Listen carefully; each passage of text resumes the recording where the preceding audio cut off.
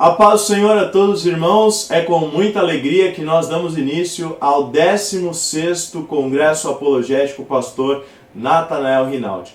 E eu tenho aqui o privilégio de dar início a essa série de palestras que eu tenho certeza que em nome de Jesus vão abençoar a sua vida. Bom, como eu sou o primeiro palestrante, eu gostaria de fazer uma oração junto com os irmãos para darmos início a esse congresso e que seja uma bênção em nossas vidas. Amém?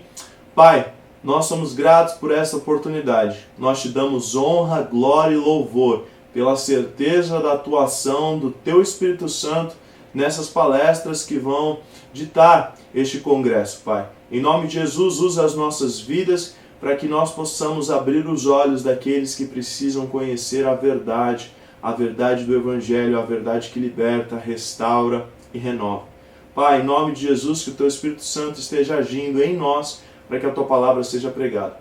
Que não saia nada da nossa boca que venha de nós, mas que venha do Teu Santo Espírito para alcançar pessoas nesses próximos vídeos que serão lançados. Em nome de Jesus, a nossa oração, crendo que o Senhor fará muito mais do que pedimos ou pensamos. Em nome de Jesus, amém.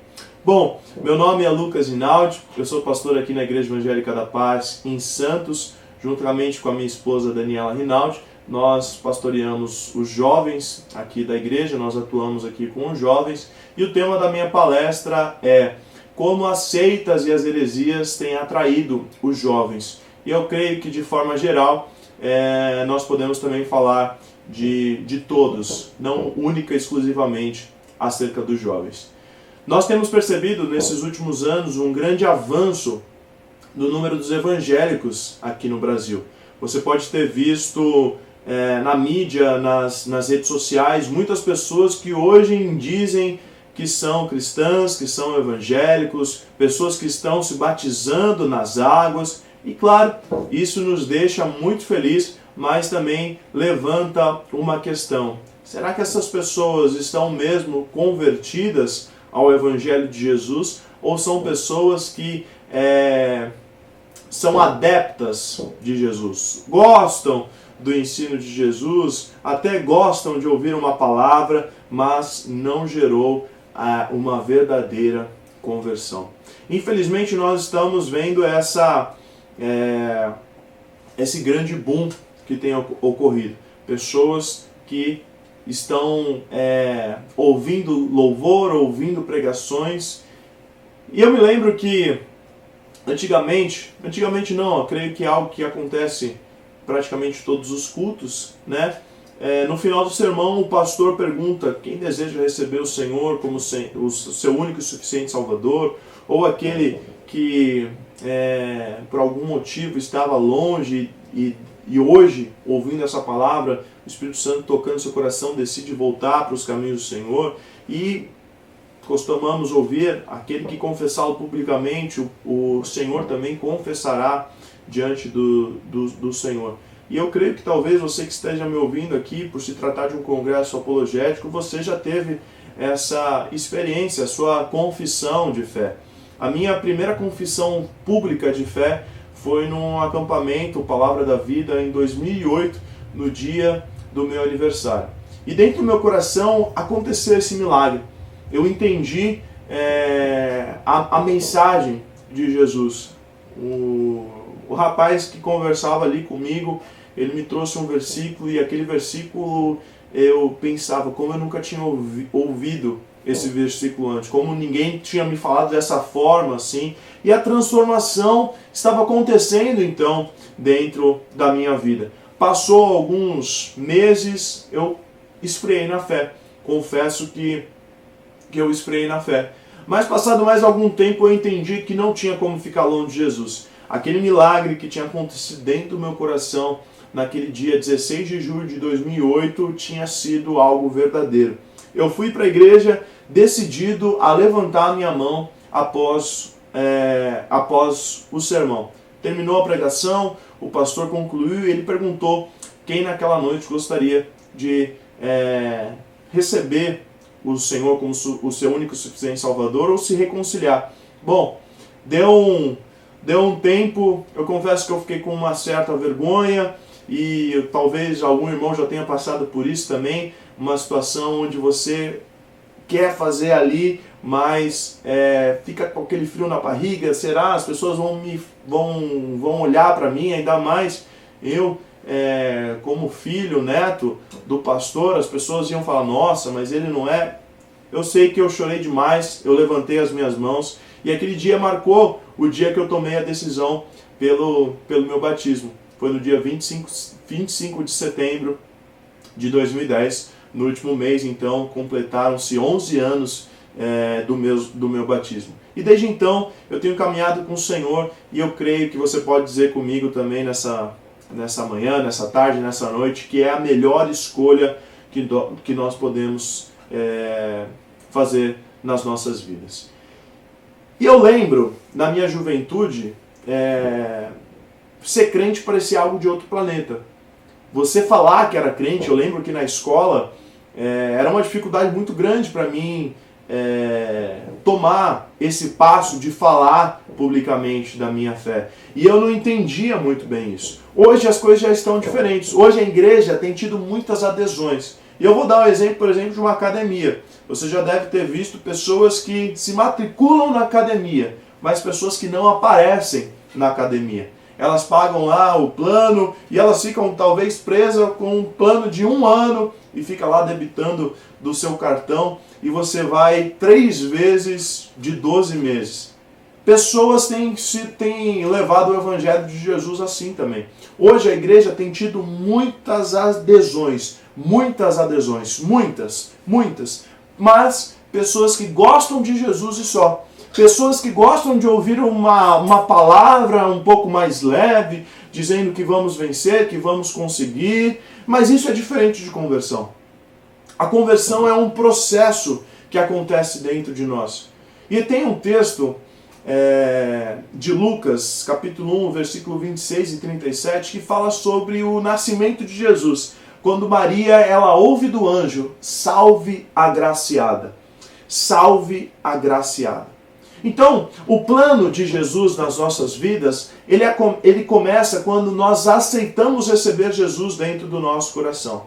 Não aqui na cabeça, mas dentro do nosso coração. Porque, sendo bem sincero, na nossa cabeça, na nossa mente, a gente faz um curso, a gente vai vendo vídeos no YouTube, a gente estuda e você consegue aprender um monte de coisa sobre Jesus. Por exemplo, eu sou formado em Direito e estou cursando também a faculdade agora de Teologia. Então, eu estou adquirindo um conhecimento acerca de Jesus.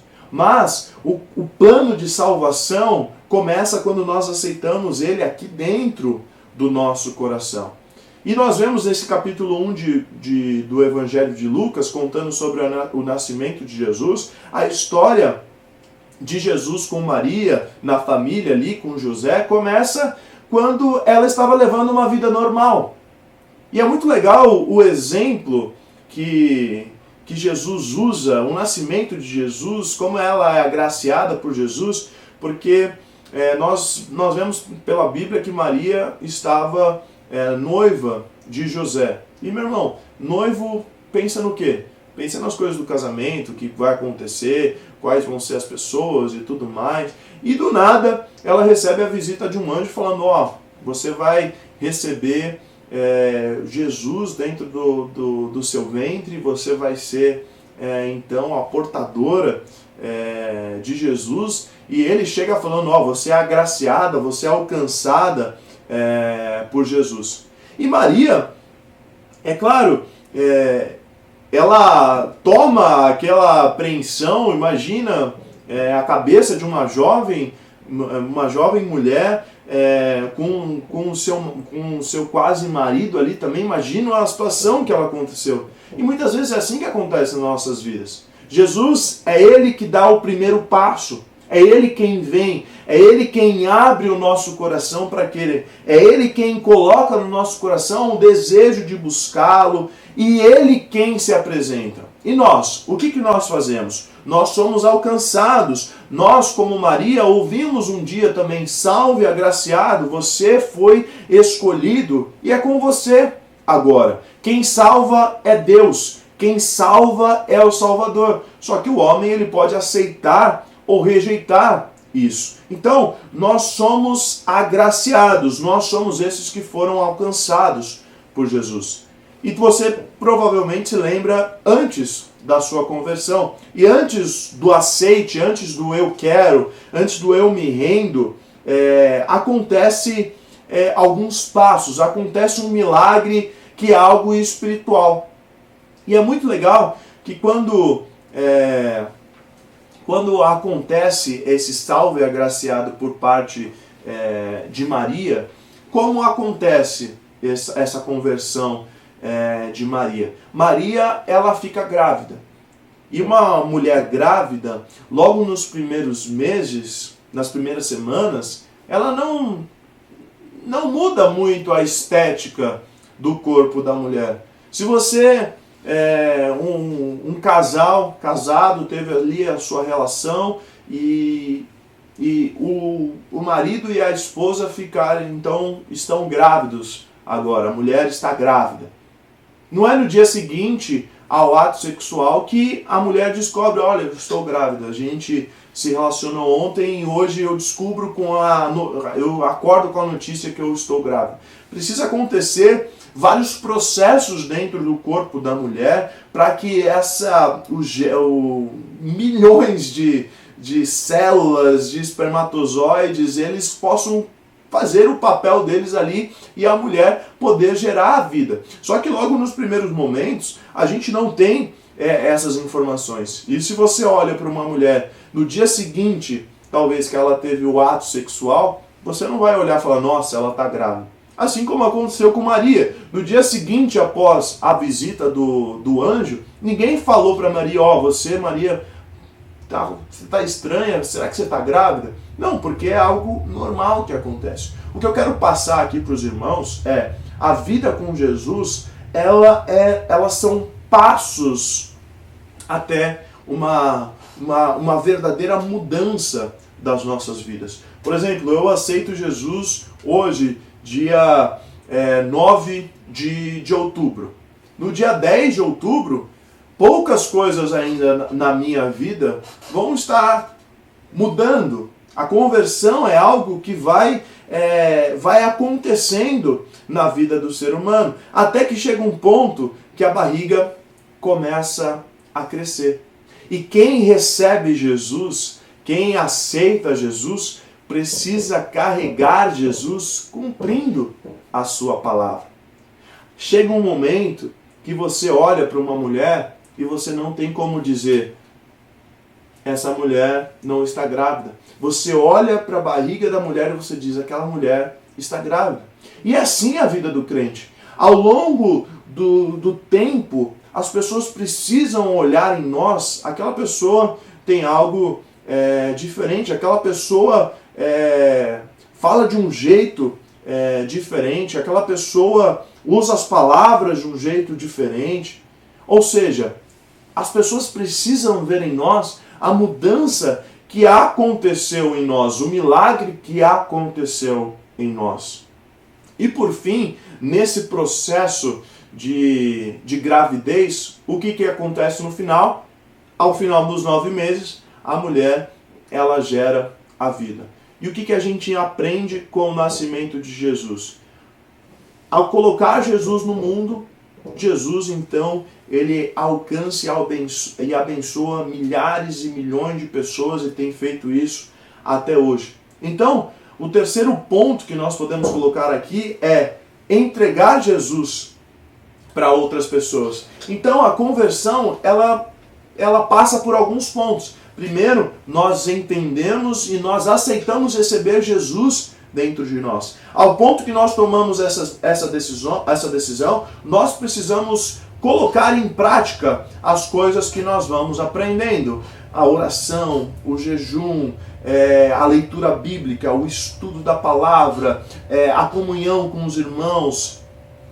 E quanto mais isso vai crescendo, a nossa vida precisa mostrar Jesus e nós precisamos também entregar Jesus a outras pessoas. O plano se conclui então na nossa vida quando nós entendemos isso, quando nós entregamos Jesus para outras pessoas, quando aquele milagre que foi gerado no nosso coração, na nossa mente, nós conseguimos também entregar para outras pessoas. Então, a gente entende aqui que o Evangelho é esse milagre, é essa situação onde nós recebemos uma palavra, recebemos o Espírito Santo e nós entendemos no nosso coração coisas que nós precisamos fazer e entendemos que Jesus é a melhor escolha que nós temos na nossa vida. Mas, como o Evangelho tem crescido, essa minha introdução seria o normal que deveria acontecer. Quando nós pregamos o Evangelho, quando nós falamos de Jesus, esse deveria ser o sinal, o milagre que deveria acontecer no nosso coração. Mas por conta de tantas adesões que nós temos visto hoje na igreja, pessoas que gostam de Jesus, a gente tem visto pessoas que gostam de Jesus e ponto. Mas a gente passou nessa introdução e viu que quando nós recebemos Jesus no nosso coração, quando nós entendemos o que Jesus fez por nós, Ele muda a nossa agenda. Ele muda a nossa realidade, Ele muda a nossa vida.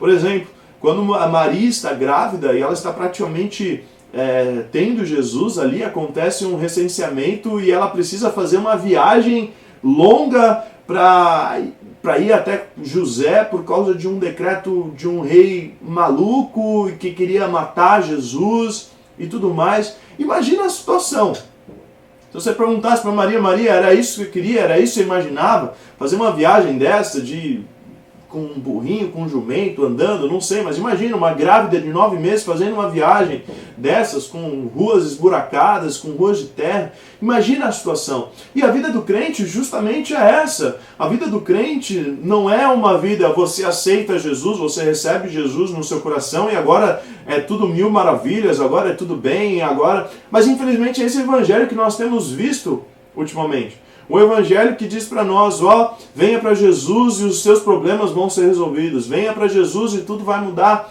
E esse é o problema das seitas e das heresias. Elas mudam, elas subtraem coisas da Bíblia para que mais pessoas recebam. Mas, meu irmão, deixa eu te falar uma coisa, não adianta nós diluirmos a palavra de Deus para que mais pessoas bebam.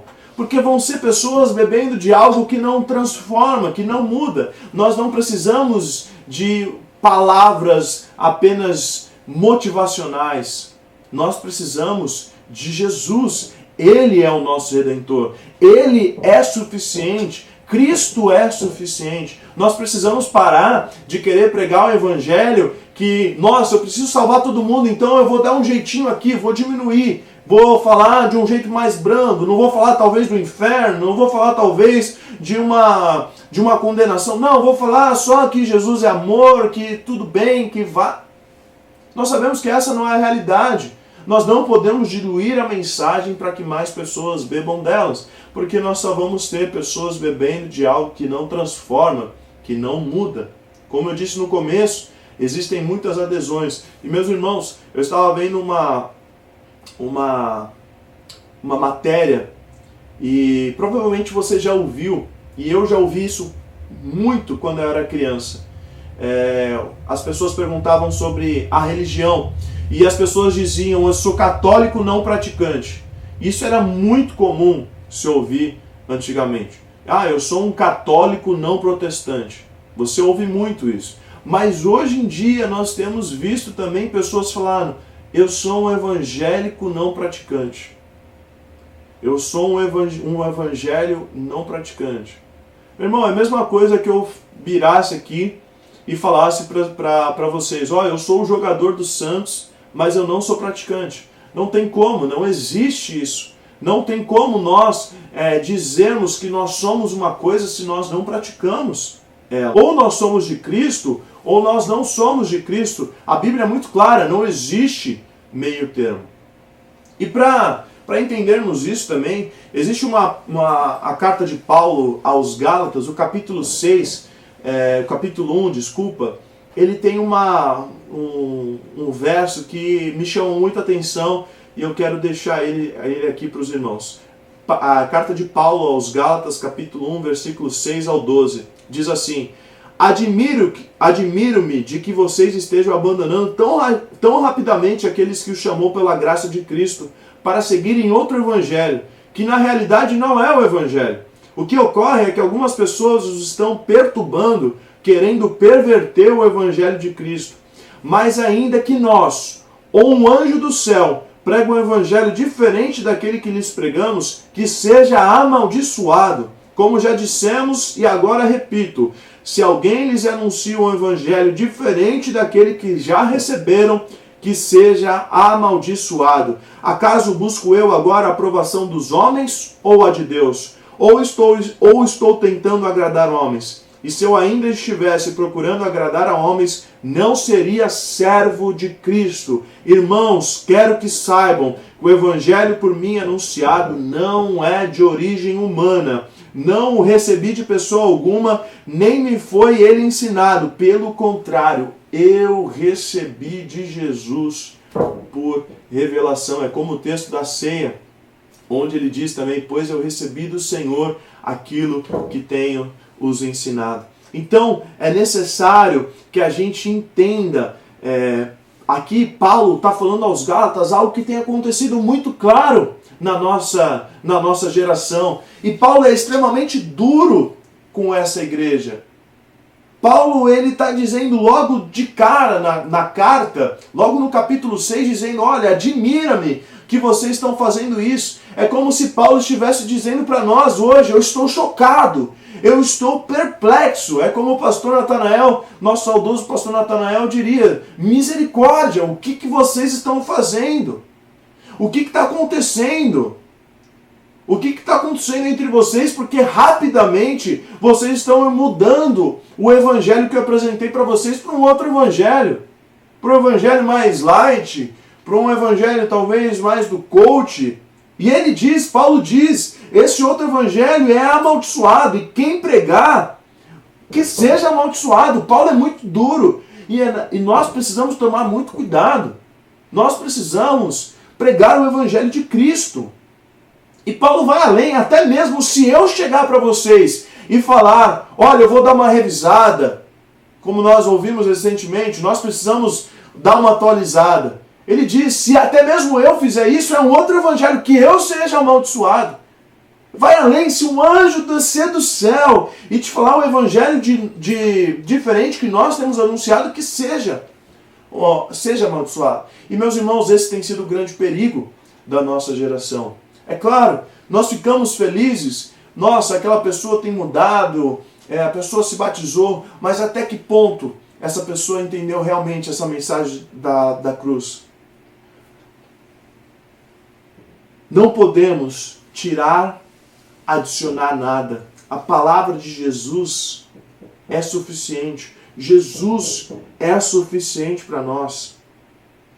Paulo está dizendo, com outras palavras aqui, alguém que pega a simplicidade do evangelho e adiciona algo nele, ou subtrai algo dele, que seja amaldiçoado. Você já deve ter visto, o meu avô, o pastor Natanael, o saudoso pastor Natanael Rinaldi, tem um estudo onde ele usa as quatro opções da matemática para falar sobre seitas heresias. Ele fala sobre a multiplicação, a subtração, a adição e a divisão. Meu irmão, qualquer pessoa que pega a simplicidade do evangelho e coloca coisas, multiplica, subtrai, divide, soma, que seja amaldiçoado.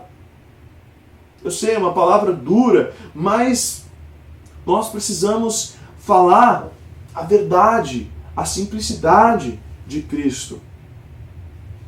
Também, Paulo, no capítulo 5, diz assim: foi para a liberdade que Cristo nos libertou. Portanto, permaneçam firmes e não se deixam submeter novamente a um jugo de escravidão. Ouçam bem o que eu, Paulo, lhes digo. Caso deixem circuncidar, Cristo de nada lhe servirá. De novo declaro a todo homem que se deixa circuncidar, que está obrigado a cumprir toda a lei. Vocês que procuram ser justificados pela lei, separam-se de Cristo, caíram da graça, pois é mediante o Espírito que nós aguardamos pela fé a justiça que é a nossa esperança. Porque em Cristo Jesus nem circuncisão, nem incircuncisão tem efeito algum, mas sim a fé que atua pelo amor. Então Paulo aqui está nos advertindo, foi adicionado algo no evangelho de vocês, foi subtraído, aconteceu alguma coisa, vocês não estão mais vivendo o evangelho simples que foi apresentado. Paulo está alertando, se Jesus não é suficiente para vocês, é Jesus mais alguma coisa, é Jesus mais um bem material, é Jesus mais uma situação que precisa ser resolvida, a gente não entendeu nada do Evangelho. Se Jesus precisa fazer coisas para que você esteja bem com Ele, nós não entendemos nada do Evangelho. Aquilo que Jesus Cristo fez na cruz do Calvário já é suficiente para nós, já foi suficiente para nós. E eu quero te fazer essa reflexão, quero te trazer essa reflexão. Sabe, qual é o Evangelho que você tem ouvido, tem vivido? O Evangelho é uma boa notícia de como nós já fomos salvos por Jesus. E não um bom conselho de como a gente deve se salvar, o que a gente deve fazer. Passos da vitória, campanha de não sei o quê, ouça essa mensagem e mude a sua vida. Meu irmão, a mensagem, a Bíblia, ela é capaz de mudar a nossa vida. Jesus é suficiente. O Evangelho é uma boa notícia a respeito da nossa salvação, daquilo que Jesus Cristo fez por nós. A salvação é um presente, é uma graça, ela não tem nada a ver com recompensa. Não. João capítulo 17, versículo 3 diz: esta é a vida eterna, que te conheçam, o único Deus verdadeiro e a Jesus Cristo a quem enviaste. Vida eterna é conhecer a profundidade de quem Deus é. O profeta Oséias vai dizer, se eu não me engano, no capítulo 6, versículo 3, prossigamos em conhecer, conheçamos e prossigamos em conhecer Jesus. Amém?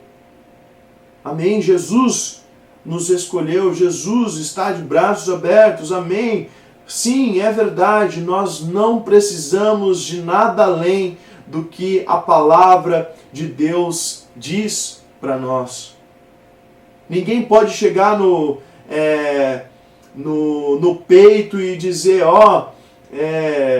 eu estou sendo salvo porque eu faço isso. Não. O nosso irmão mais velho, Jesus Cristo, ele pagou o preço para a gente voltar para a casa do Pai. Ele decidiu pagar o preço para voltarmos para a casa do Pai, porque ele não aguentava mais a angústia de vermos nós longe do Pai. Ele pagou com o seu sangue. Ele era o único herdeiro desse Pai, mas ele decidiu repartir essa herança com cada um de nós. Jesus é o primeiro de muitos. E é por isso que a gente o adora, é por isso que a gente o celebra, é por isso que ele tem um nome que é sobre todo nome, porque ele pagou o preço para estarmos de volta aos braços do Pai. Ele pagou, isso é Evangelho. Isso é Evangelho, somos salvos pelo amor do Pai. Nada precisa ser adicionado, nada precisa ser subtraído, é somente pelo sacrifício de Jesus. E pastor, por que nós fazemos coisas a Jesus? Por que nós oramos? Por que nós estudamos? Por que nós instruímos? Porque Ele nos amou primeiro. Tudo flui da gratidão. Tudo flui da gratidão. Eu leio a Bíblia não para conquistar o amor do Pai, mas sim para conhecer mais daquele que me amou primeiro. Eu oro não para conquistar o amor do Pai, mas sim para conversar com aquele que me amou primeiro. Para ter relacionamento com aquele que me amou primeiro. Eu jejuo não para conquistar bens materiais, eu jejuo para que para que eu esteja mais ligado com o coração do meu Pai, para que eu tenha mais daquele que me amou primeiro. Tudo flui da graça, tudo flui da gratidão que nós temos por Jesus. Ele nos amou primeiro. Mesmo a gente não amando Ele, Ele nos amou primeiro. E é tudo por causa dele. Meu irmão, você não deve seguir a Jesus por causa da bênção. Você não deve seguir Jesus por coisas que Ele pode fazer, por coisas que Ele pode te dar. Não, é somente por causa do amor do Pai que nós fazemos todas as coisas. Nós não devemos ter interesses por trás, porque Ele já nos deu tudo. Ele já nos deu tudo. É somente Jesus. Toda a glória é dele. E meu irmão, quando o grande dia chegar, nós não vamos falar: nossa, ainda bem que eu tive o carro, ainda bem que teve isso aqui que aconteceu. Não, nós vamos estar com ele e dizer: é por causa desse Cordeiro que nós estamos aqui, não é por causa de nenhuma atitude que nós recebemos, não, é por causa dele. E meu irmão, é por isso que nós somos adoradores dele, é por isso que o nosso coração queima por ele, porque ele nos amou primeiro. Ele nos amou primeiro. E Jesus, ele quer, sim, transformar as nossas vidas. Ele quer, sim, que nós tenhamos aquilo que nós sonhamos. Mas, meu irmão, sabe, eu não desejo para você os sonhos que você tem para você. Eu desejo os sonhos de Deus para você, porque eles são infinitamente melhores do que os seus. O Evangelho não precisa de adições. O Evangelho não precisa de subtrações. Jesus é suficiente. Meu irmão, tenha cuidado com a mensagem que só diz que tudo vai ficar bem, que tudo vai melhorar. Não, a gente lê na Bíblia que no fim dos tempos o amor de muitos esfriará. E a gente tem visto isso acontecer. Sim, eu me alegro com pessoas que têm se convertido, têm recebido Jesus, mas tudo vai do ensino, tudo vai de como nós estamos talvez discipulando os nossos irmãos, os nossos irmãos em Cristo, porque nós não precisamos de pessoas bebendo cada vez mais dessa água que fica fluindo. Ah, venha, tem isso, tem aquilo. Não, nós precisamos de pessoas que vivam uma vida de fidelidade, de obediência, de renúncia íntegra a Deus. E meu irmão, isso só vem com a maturidade. É no passo que você recebe Jesus, como eu disse no começo, e você vai vivendo com Ele, que você vai adquirindo essas coisas. Eu já passei por coisas que eu sofri demais, diante de coisas que Deus me pedia para fazer. Aos meus olhos, aquilo me dá vontade de desistir, de parar, mas o tempo passa e a gente vai aprendendo. Sempre há novos níveis para conhecer de Jesus Cristo. Sempre há espaço para crescer e de aprender um pouco mais. Há um lugar por trás da rendição. Há um lugar por trás da entrega que nos conecta ao coração do Pai, ao plano de Deus, ao propósito que Ele tem para as nossas vidas de uma maneira sobrenatural, de uma maneira extraordinária. E que se nós entendêssemos isso, a gente não ia bater tanto o pé. A gente não ia largar a mão logo na primeira situação difícil que a gente enfrentasse. E à medida que eu e você amadurecemos com o Senhor, vamos aumentando, crescendo Jesus no nosso coração, começamos a entender que por trás daquela entrega não tem um Deus tentando fazer com que a gente sofra. Tem um Deus tentando nos levar ao nível mais profundo de realização que alguém pode experimentar. Não há evangelho sem submissão. Não há evangelho sem entrega. Não há evangelho sem rendição. Chame de qualquer outra coisa, menos de evangelho de Cristo. O que você precisa Não é apenas frequentar uma igreja para as coisas melhorar. Não é apenas ouvir um pastor que você gosta para as coisas melhorar. Não é apenas vir numa campanha que as coisas vão melhorar. É deixar de ser o seu próprio dono e entregar o controle da sua vida nas mãos do Senhor. É viver para honrar o Senhor. Isto é Evangelho. Isso é Evangelho. Isso não vai apenas produzir salvação eterna, mas mudará completamente o curso das nossas vidas aqui na terra.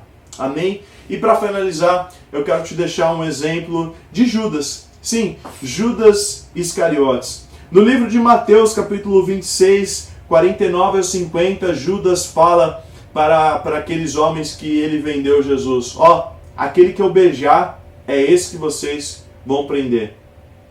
E ele chega a Jesus e diz lá em Mateus 26, 49, eu te saúdo, ó mestre, e lhe deu um beijo.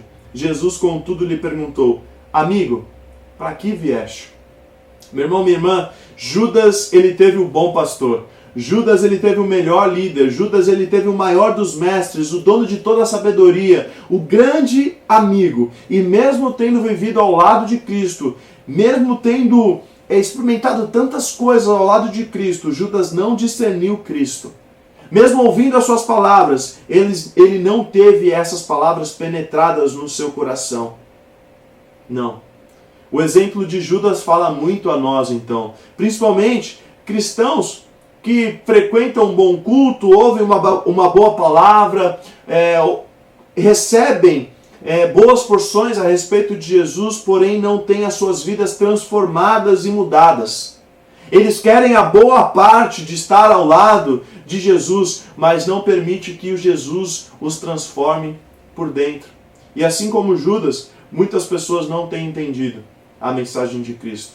Muitas pessoas que se dizem adeptas desse evangelho. Muitas pessoas pensam que Cristo é apenas alguém que vai revolucionar a vida material.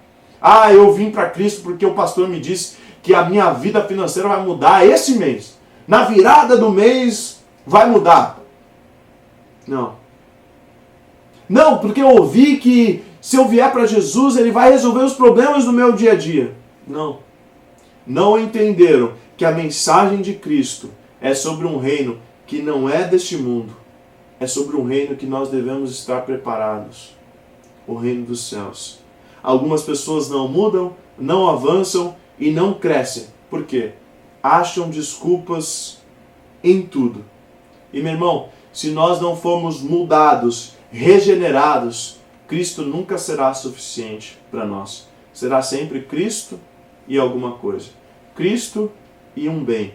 Cristo e algo a mais. Enquanto nós não encontrarmos em Cristo a suficiência de tudo, enquanto não encontrarmos em Cristo o nosso prazer, a nossa comunhão, continuaremos buscando por outros motivos que não Ele mesmo.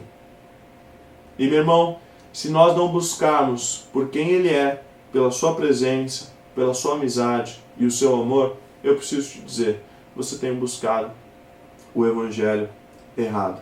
E talvez Cristo esteja perguntando a cada um de nós também, quando nós vemos pessoas e quando vamos até Ele por motivos que não sejam motivos bons, motivos com segundas intenções. E talvez Ele pergunte: amigo, a que vieste?